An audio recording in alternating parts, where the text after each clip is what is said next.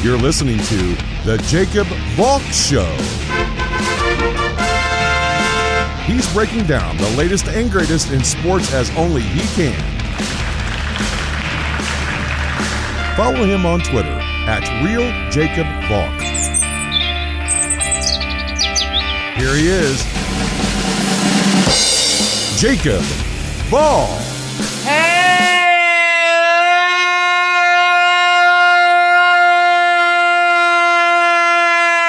Hello, sports fans!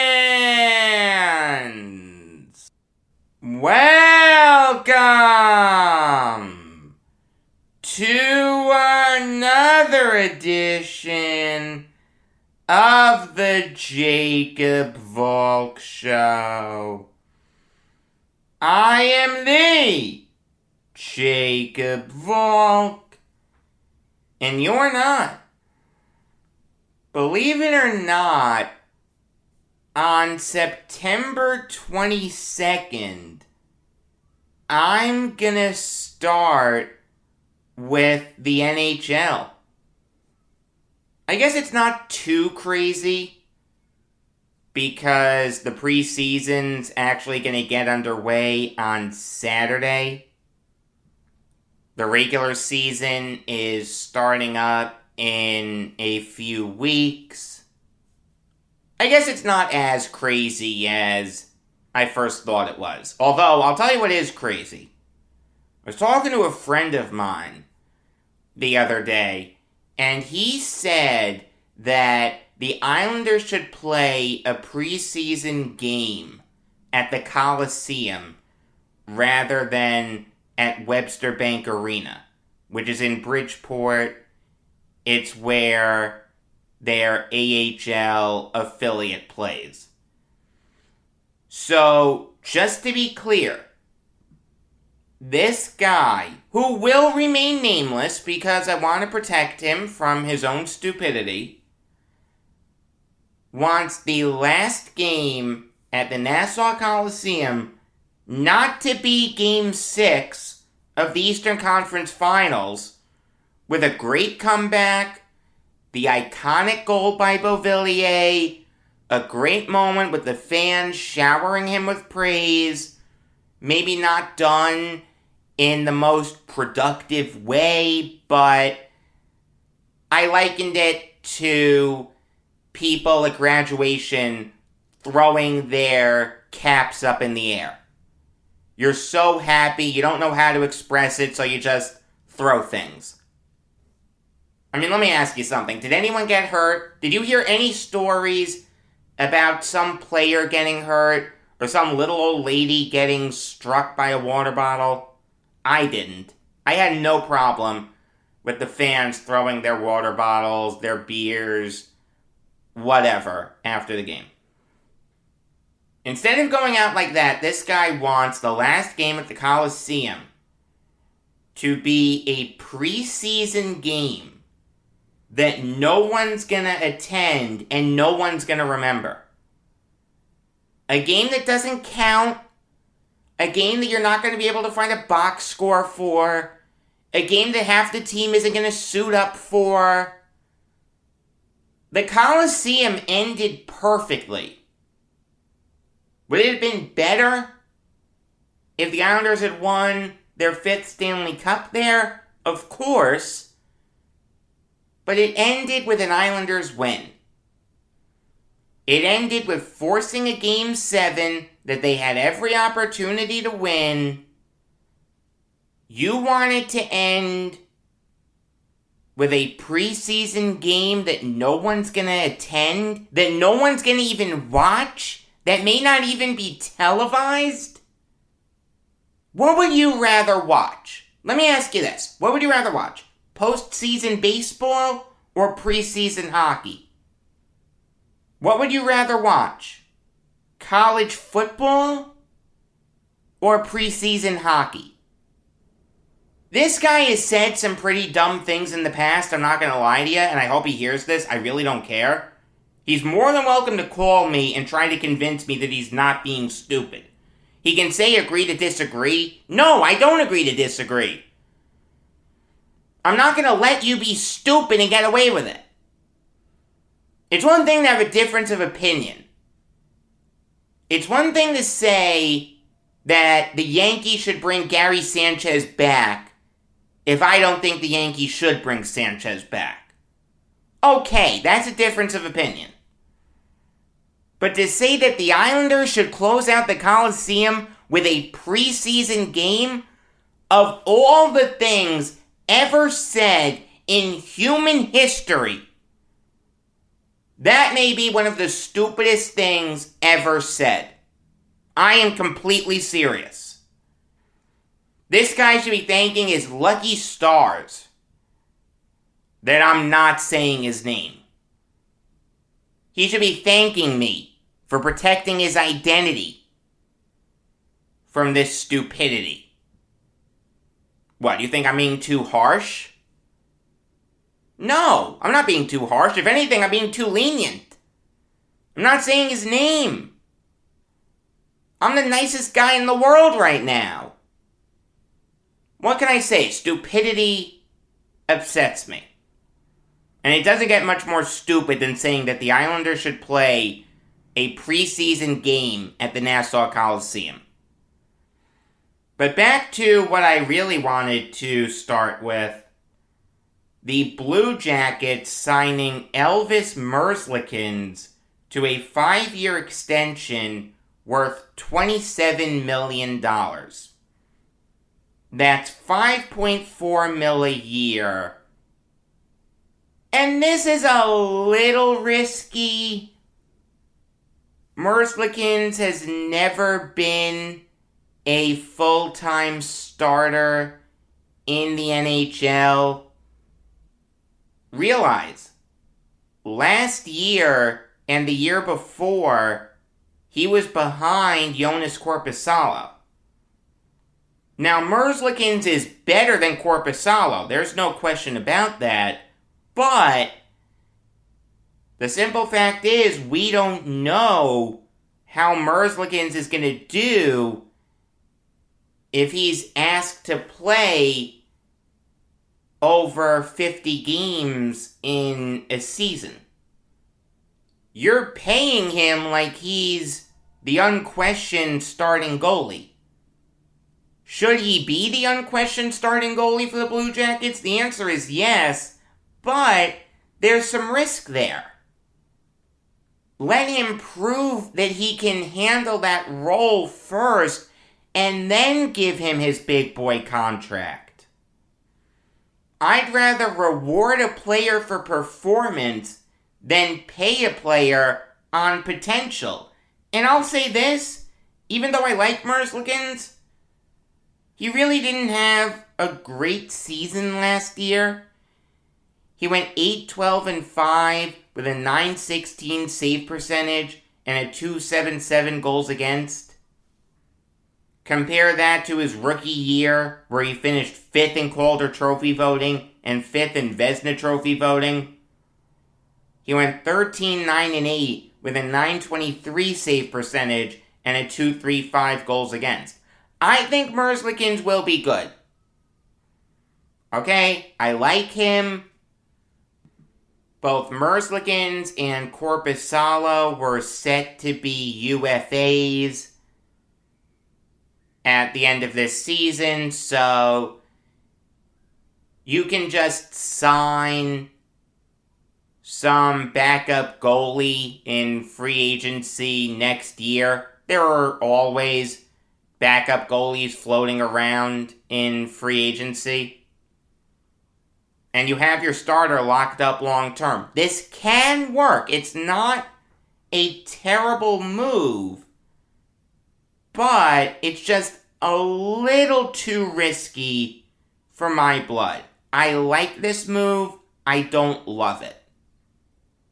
On that same token, I have to talk about the Wild signing Kirill Kaprizov to a 5-year deal worth $45 million. That's $9 million a year for a guy who has only played 1 year in the NHL. Now, he was fantastic in his 1 year.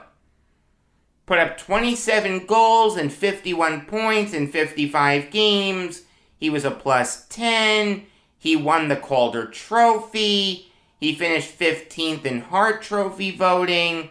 In the playoffs, he put up 3 points in 7 games. There's a ton of talent there with Kaprizov. There's no question about that. But can he prove it first? Can he prove that he's more than just a 1-year wonder? Come on! 1 great year, he gets $9 million a year? Look, I think Kaprizov is going to be a great player for the Wild going forward.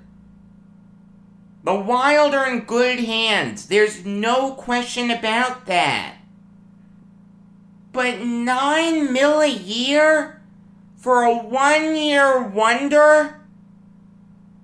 That's absolutely insane.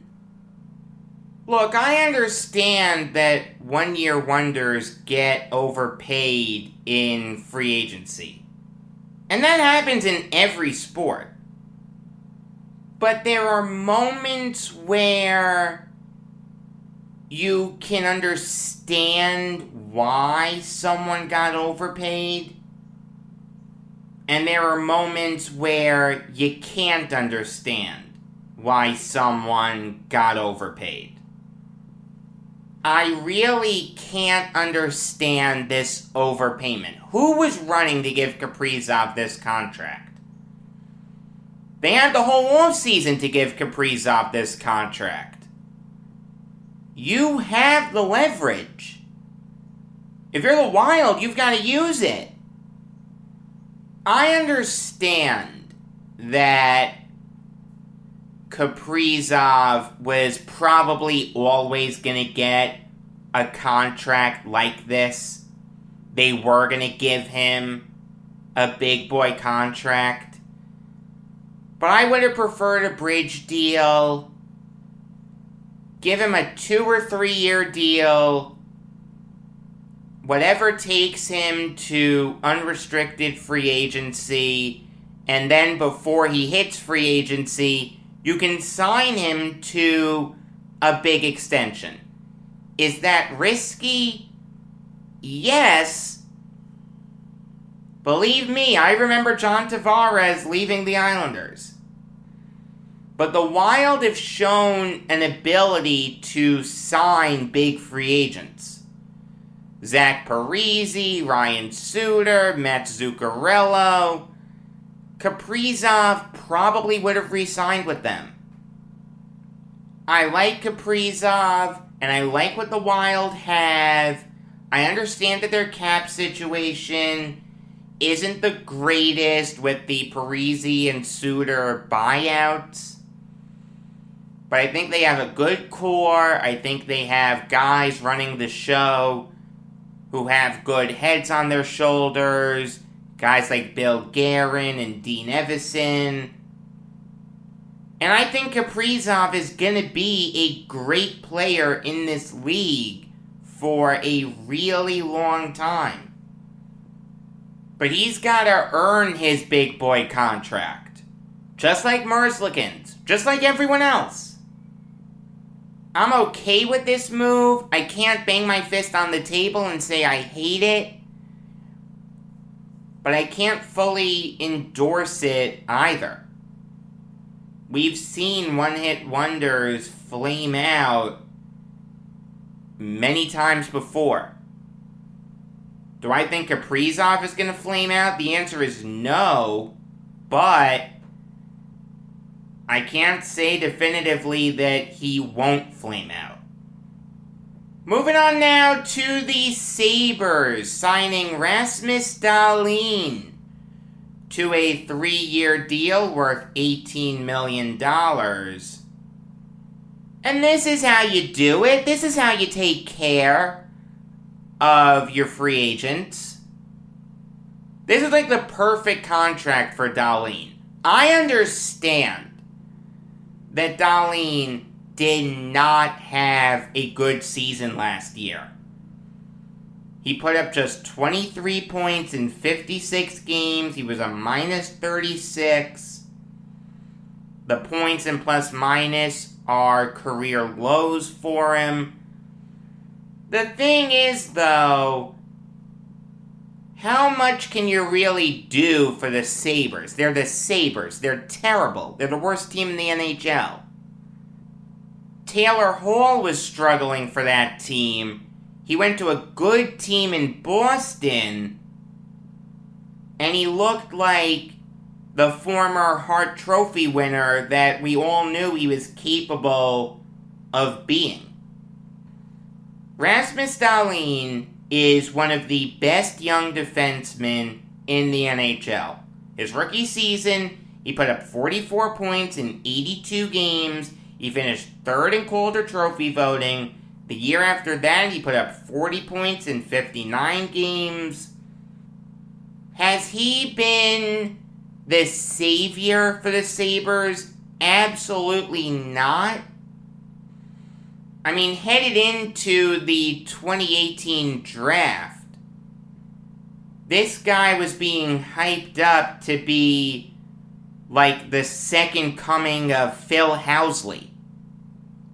The thing is, though, hockey's that sport where one great player can't change a team.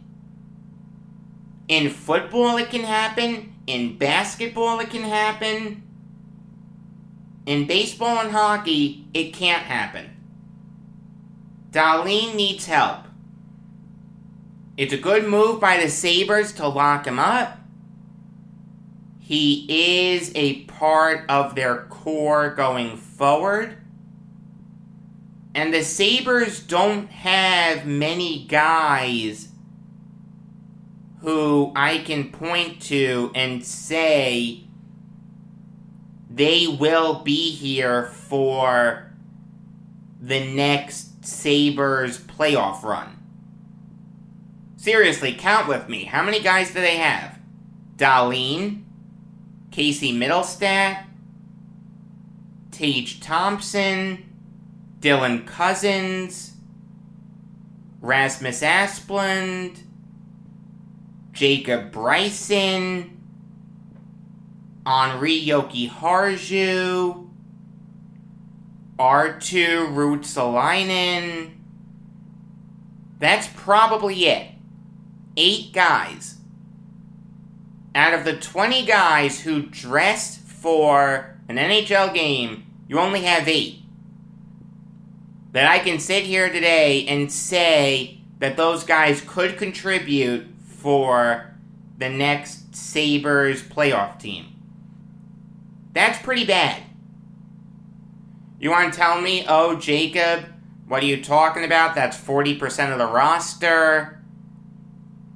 It is, but you're missing the point a little bit. When I'm saying guys who can contribute for the next Sabres playoff team, I'm talking about as depth players. If those guys are on your first and second lines, it's not going to work. Dahlin can work. There's no question about that. Anyone else? I wouldn't be comfortable putting on the top line. You have solid depth. There's no question. You have players who I think can turn into solid bottom 6 forwards. And solid bottom 4 defensemen. But that's not enough to make the playoffs. You need top 6 forwards. You need shutdown defensemen. You need a goalie. I don't know if Ukko-Pekka Luukkonen can be that. He's only played 4 games in the NHL. I just don't know. He has the potential to be a number 1 goalie. There's no question about that, but he's got to prove it first. And you want to tell me I forgot a guy like Victor Olofsson or Jeff Skinner? The Jeff Skinner contract is probably the worst in the NHL. He'll never be for the Sabres what he was with the Hurricanes, and Victor Olofsson could be traded. It wouldn't surprise me in the slightest if Olofsson was traded before the deadline. You've got to realize something. He's 26. He doesn't fit your age range. That's not old by any stretch, but the Sabres need to focus on guys who are younger than like 24, 25. A guy like Olofsson, who's 26, just doesn't fit. All in all, it's going to be tough sledding for the Sabres going forward. But out of all the players they have that have NHL experience, I'm not talking about guys like Owen Power and Jack Quinn.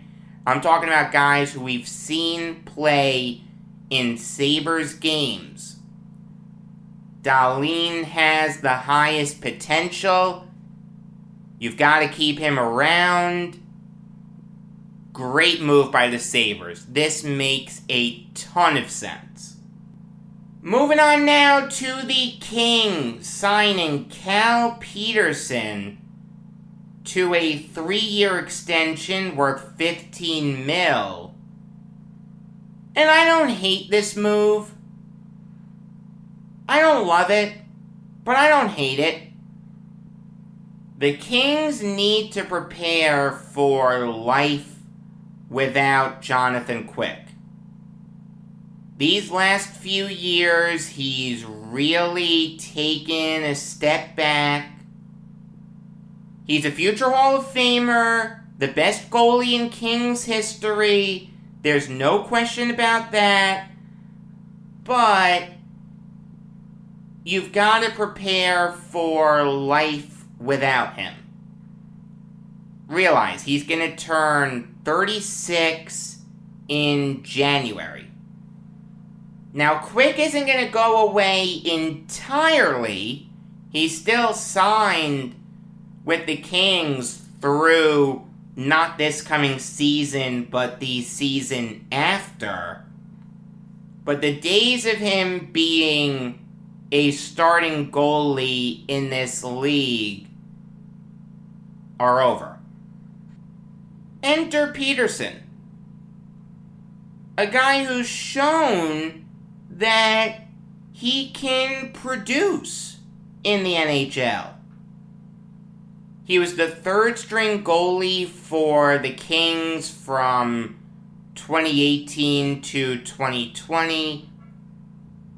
Last year, with Jack Campbell on the Maple Leafs, Peterson became the backup goalie, although technically Peterson played and started in more games than Quick did. And Peterson held his own. Whether he was the third-string goalie or the backup goalie, he showed talent. Last year he went 9-18-5 with a .911 save percentage and a .289 goals against. I don't like that win-loss record, but the Kings were garbage last year. I can look past that a little bit. The Kings are preparing for life without Jonathan Quick. It's what they need to do. Him and Anze Kopitar just don't fit their youth movement. It's going to be tough sledding for the Kings for a little bit, but Peterson can fit with what the Kings want to do going forward. $5 million per year is a lot. There's no question about that. And he hasn't earned that. But I like the 3 years. I like the fact that this signals that the Kings are going to go younger and give a guy like Peterson, someone with a lot of potential, a chance to show what he can do in the NHL. They're going to give him the lion's share of the work, probably. I like this move. I don't love it. It is too rich for my blood, but I understand the logic behind it. It's like the Merzlikins or Kaprizov deal. I'll close this show out with the Blues signing Robert Thomas to a 2-year deal worth $5.6 million. And I like this move. I like Robert Thomas. I have a friend who's a Blues fan. He's been talking up Thomas for a while. Whenever I've seen him play, he's impressed me. Now, Thomas didn't have a good year last year. There's no question about that. He struggled to find his footing. He was in and out of the lineup. He played in just 33 games. He only had 12 points. But the year before, he had 42 points in 66 games. You could do a lot worse than Robert Thomas as your third-line center. Here's a guy who's always going to look to set up his teammates, plays a sound defensive game. He really plays the game the right way. He has a great game. Like, he has a great hockey IQ, really good head on his shoulders. And I'll say this, in the playoffs last year, he showed up. He put up 3 assists in the 4-game sweep that the Blues suffered at the hands of the Avalanche. I mean, I like Thomas a lot. I'm buying Robert Thomas stock. I think he has a ton of potential. Will he ever be a second-line center? Probably not, but as a third-line center, yeah. He could develop into that J.G. Pageau role. The contract itself is more than fair. $2.8 million is very reasonable for Thomas. 2 years is very reasonable. Let him prove that he can play for the next 2 years, and then you'll give him his big boy contract. This is an outstanding move by the Blues. Great job by them, and I'm really excited to see what Thomas can do going forward. So that is going to do it for today. I know it's a short show. I am sorry. But it is Sukkot, and my rabbi invited me and my family to lunch in his sukkah with him and his wife. And when a rabbi invites you to lunch, it's kind of hard to say no. I could go more in depth, but I'm not going to because I don't want to get too preachy. Until tomorrow, I am Jacob Valk saying, shout out to you, Willie Garson.